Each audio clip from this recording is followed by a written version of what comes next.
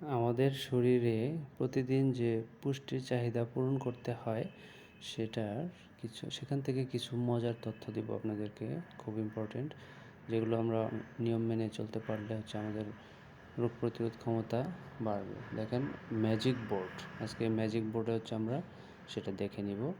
Daily requirement কী কী প্রয়োজন।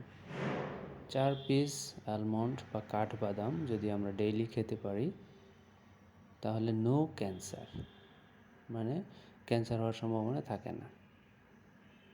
1 piece apple যদি আমরা ডেইলি খেতে পারি তাহলে নো ডক্টর, মানে ডক্টরের কোনো প্রয়োজন পড়ে না আমাদের, মানে অসুখ বিসুখ খুব কম হবে।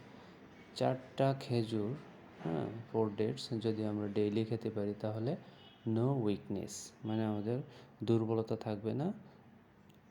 1 গ্লাস দুধ যদি আমরা ডেইলি পান করতে পারি তাহলে বোন স্ট্রং থাকবে, আমাদের যে হাড়গুলো আছে শরীরে সেই হাড়গুলো স্ট্রং থাকবে।